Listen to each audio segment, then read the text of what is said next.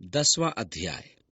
क्योंकि व्यवस्था जिसमें आने वाली वस्तुओं का प्रतिबिंब है, पर उनका असल स्वरूप नहीं, इसलिए उन एक ही प्रकार के बलिदानों के द्वारा जो प्रति वर्ष अचूक चढ़ाए जाते हैं, पास आने वालों को कदापि सिद्ध नहीं कर सकती।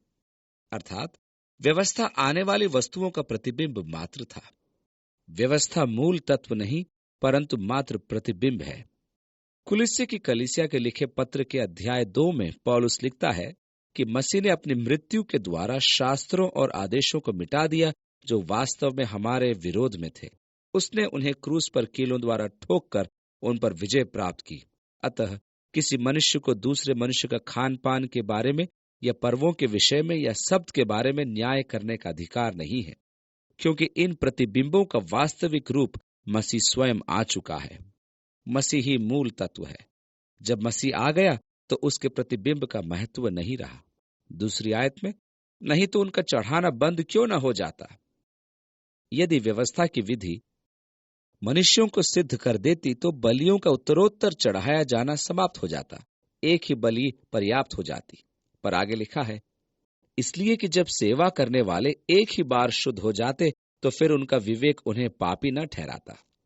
व्यवस्था में परिपूर्णता होती तो महायाजक क्यों कर बार बार और प्रतिवर्ष बलि चढ़ाता। एक ही बार की बलि से पाप मुक्ति प्राप्त होना चाहिए और विवेक शुद्ध हो जाना चाहिए था। परंतु परम पवित्र स्थान का पर्दा यीशु की मृत्यु पर फटा, अर्थात मनुष्य उस दिन तक परमेश्वर द्वारा ग्रहण नहीं किया गया था, परंतु उस दिन से सदाकाल के लिए मनुष्य का सतत शोधन होता जा रहा है। ये नई वाचा की महिमा है। तीसरी आयत, परंतु उनके द्वारा प्रतिवर्ष पापों का स्मरण हुआ करता है। प्रतिवर्ष की बलि पापों का स्मरण कराती है। और चौथी आयत में, क्योंकि यह अनहोना है कि बैलों और बकरों का लहू पापों को दूर करे। इब्रानी कोपर, जिसे उर्दू की बाइबल में कफारा या हिंदी में पश्चाताप कहते हैं, परंतु वास्तव में इसका अर्थ ढांकना है या ढकना है। आगे लिखा है, इसी कारण वह जगत में आते समय कहता है कि बलिदान और भेंट तूने न चाही, पर मेरे लिए एक देह तैयार किया। यह भजन 46 का उदाहरण है, जिसमें मेरे लिए एक देह तैयार किया सेप्तुआजिंत संस्करण का एक अतिरिक्त अनुवाद है। सेप्तुआजिंत पुराने नियम का इब्रानियों से अनुवाद है, जिसे 70 बाइबल विद्वानों ने बाबुल की बंधुआई से लौटने के पश्चात यीशु से 200 वर्ष पूर्व किया था, क्योंकि परदेशी वातावरण में इब्रानी भाषा लगभग विलुप्त हो चुकी थी। इब्रानी के ज्ञाता वे ही रह गए थे जो धर्मशास्त्र के ज्ञाता थे। यहूदी सामान्यतः कस्ती या यूनानी भाषा बोलते थे।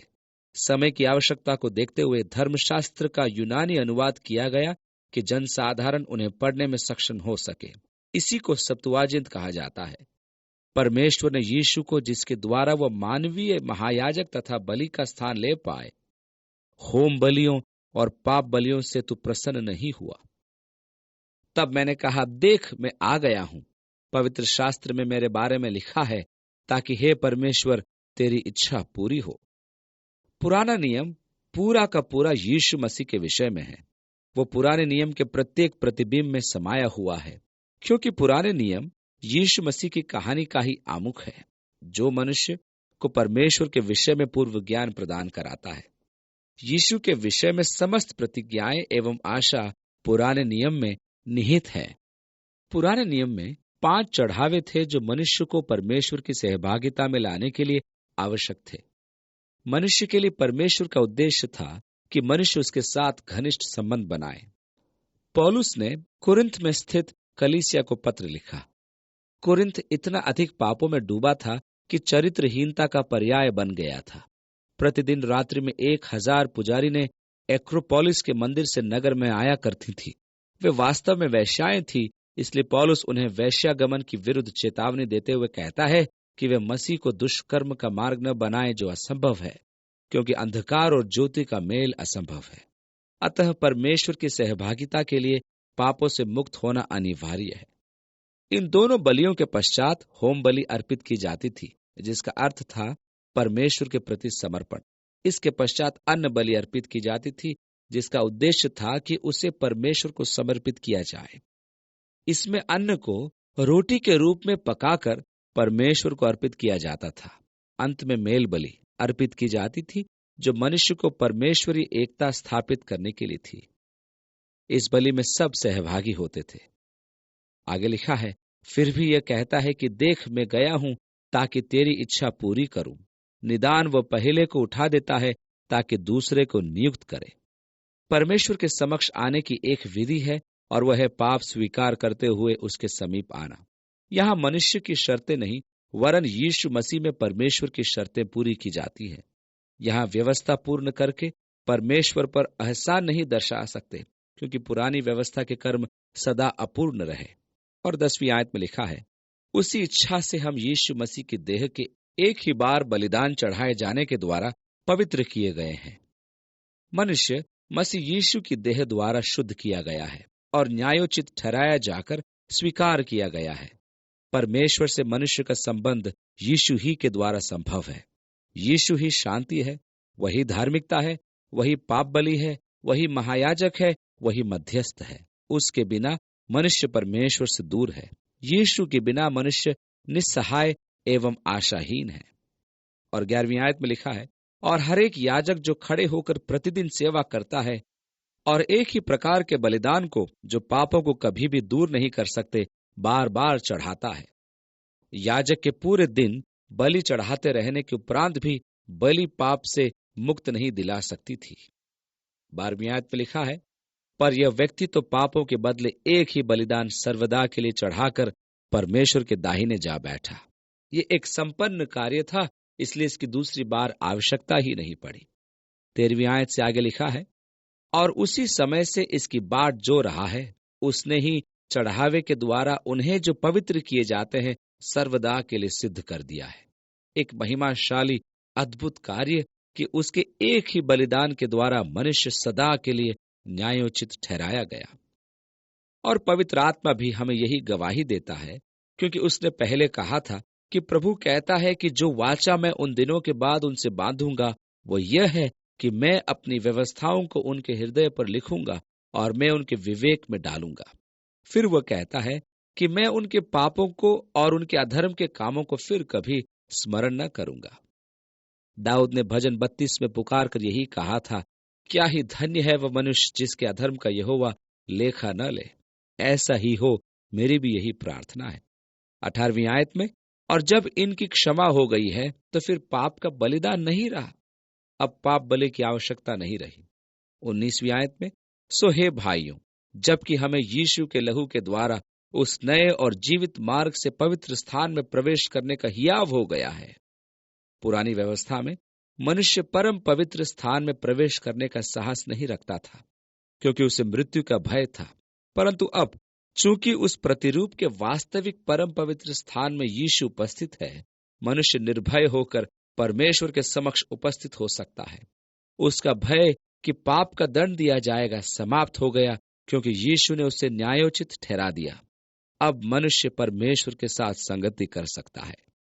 और 20वीं आयत से आगे लिखा है, जो उसने पर्दे अर्थात अपने शरीर में से होकर हमारे लिए अभिषेक किया है, और इसलिए कि हमारा महान याजक है जो परमेश्वर के घर का अधिकारी है, तो आओ हम सच्चे मन और पूरे विश्वास के साथ और विवेक का दोष दूर करने के लिए हृदय पर छिड़काव लेकर और अपनी आशा के अंगीकार को दृढ़ता से थामे रहें, क्योंकि जिसने प्रतिज्ञा की है वह सच्चा है।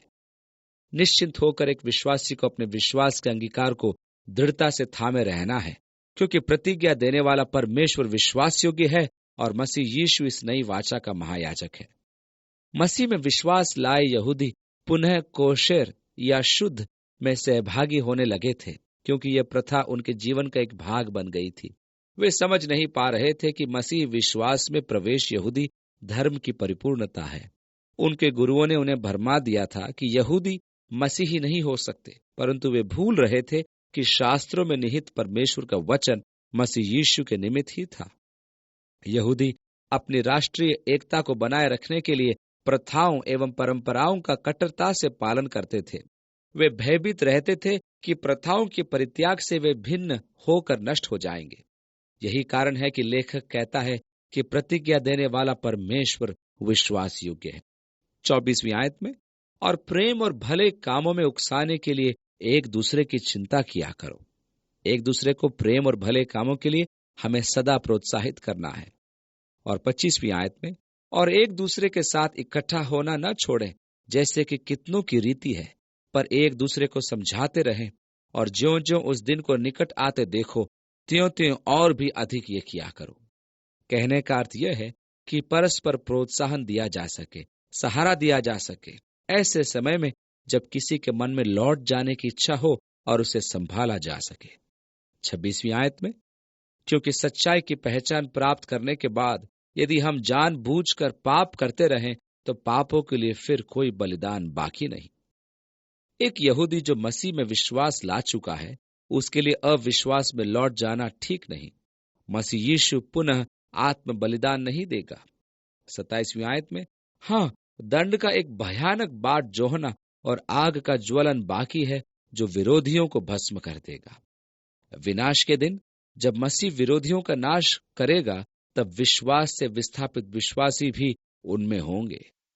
जबकि मूसा की व्यवस्था का न मानने वाला 2 या 3 जनों की गवाही पर बिना दया के मार डाला जाता है।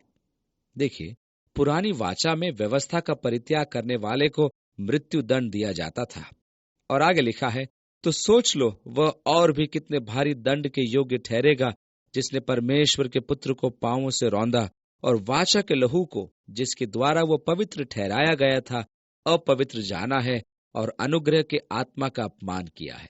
दंड के 3 मुख्य कारण: पहला, परमेश्वर के पुत्र को पांवों से रौंदना; दूसरा, वाचा के लहू को अपवित्र जानना; और तीसरा, अनुग्रह के आत्मा का अपमान। अब 30वीं आयत में आगे लिखा है, क्योंकि हम उसे जानते हैं जिसने कहा कि पलटा लेना मेरा काम है, मैं ही बदला दूंगा। और फिर यह कि प्रभु अपने लोगों का न्याय करेगा। जीवते परमेश्वर के हाथों में पड़ना भयानक बात है। किसी राज्य के एक राजकुमार की कहानी है कि उसने एक स्त्री से विवाह किया। वह उसके और उसके प्रेम के योग्य नहीं थी। जब वहां विद्रोह हुआ, तो वह विद्रोही अगुआ के साथ व्यभिचार में जीवन बिताने लगी। विद्रोह का दमन किया गया। अब यह राजकुमारी राजा के समक्ष प्रस्तुत की गई, और निर्णय यह हुआ कि उसे शेरों की मान में डाल दिया जाए। नगर के बाहर जंगल काटकर नाहरों के लिए या शेरों के लिए खड्डा खोदा गया, जिसमें अपराधियों को लकड़ी के स्तंभों में बांध दिया गया। रात में जब शेरों को मनुष्य की गंध आएगी, तो वे आकर उन्हें खा जाएंगे। नियत समय पर उसे वहां ले जाकर बांध दिया गया।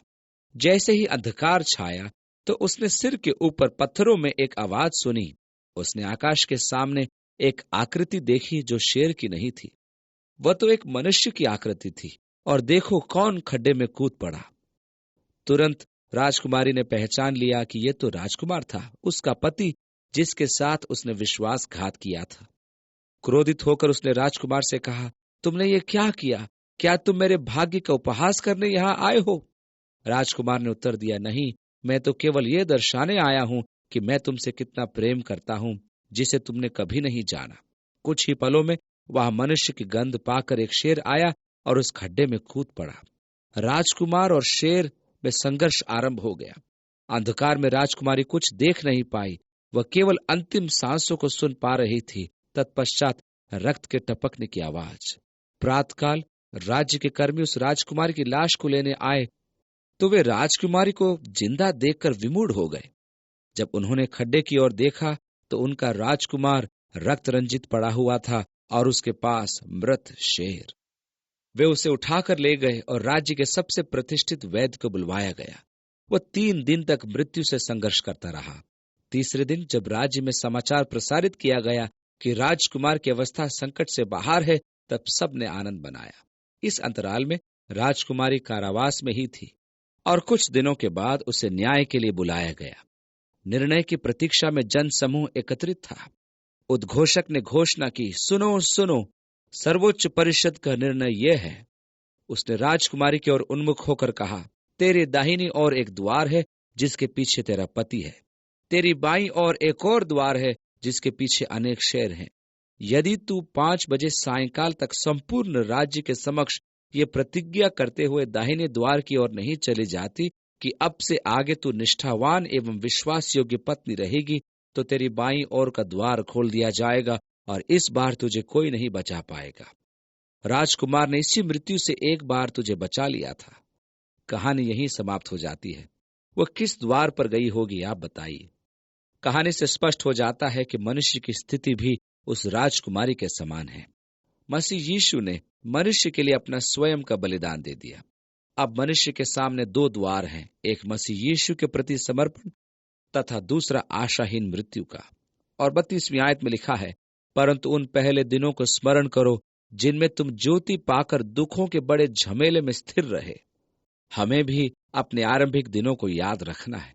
33वीं आयत में आगे, कुछ तो यूं कि तुम निंदा और क्लेश सहते हुए तमाशा बने, और कुछ यूं कि तुम उनके साझी हुए जिनकी दुर्दशा की जाती थी। 34वीं आयत में, क्योंकि तुम कैदियों के दुख में भी दुखी हुए और अपनी संपत्ति आनंद से लूटने दी, ये जानकर कि तुम्हारे पास एक और भी उत्तम और सर्वदा ठहरने वाली संपत्ति है। अनेकों को संपत्ति से वंचित कर दिया गया, परंतु उस अनंत उत्तराधिकार की आशा में उन्होंने उस हानि को उठा लिया। और 35 से आगे लिखा है, तो अपना हियाव न छोड़ो, क्योंकि उसका प्रतिफल बड़ा है। क्योंकि तुम्हें धीरज धरना अवश्य है, ताकि परमेश्वर की इच्छा को पूरी करके तुम प्रतिज्ञा का फल पाओ। क्योंकि अब बहुत ही थोड़ा समय रह गया है, जबकि आने वाला आएगा और देर न करेगा। मसीह यीशु के द्वितीय आगमन की प्रतीक्षा में याकूब के अनुसार धीरज रखना आवश्यक है कि प्राण स्थापित रहें, क्योंकि प्रभु फसल के सिद्ध फलों की लवनी करने की प्रतीक्षा में है। अभी कुछ बाकी है कि उद्धार पाए। पतरस ने अपनी दूसरी पत्री के 3 अध्याय की 9वीं आयत में लिखा है, अपनी प्रतिज्ञा के विषय में वह देर नहीं करता, जैसी देर कुछ लोग समझते हैं, पर तुम्हारे विषय में धीरज धरता है और नहीं चाहता कि कोई नष्ट हो, वरन यह कि सबको मन फिराव का अवसर मिले। यीशु के आने में विलंब का कारण है कि परमेश्वर के राज्य में प्रवेश करने का अवसर सबको प्राप्त हो। प्रभु का दिन तो निश्चित आने वाला है। यह प्रतीक्षा के दिन लगभग समाप्त होने जा रहे हैं। प्रत्येक काम के प्रतिज्ञानुसार प्रतिफल हमको मिलने जा रहे हैं। और 38वीं आयत में आगे लिखा है, और मेरा धर्मी जन विश्वास से जीवित रहेगा, और यदि वह पीछे हट जाए तो मेरा मन उससे प्रसन्न न होगा। पर हम हटने वाले नहीं कि नाश हो जाएं, पर विश्वास करने वाले हैं कि प्राणों को बचाएं। परंतु लेखक यहूदी विश्वासियों में अपना विश्वास प्रकट करता है और उन्हें याद दिलाता है और उनसे कहता है कि उनका नाम स्वर्णिम खंभों पर लिखा जाएगा। मेरा धर्मी जन विश्वास से जीवित रहेगा।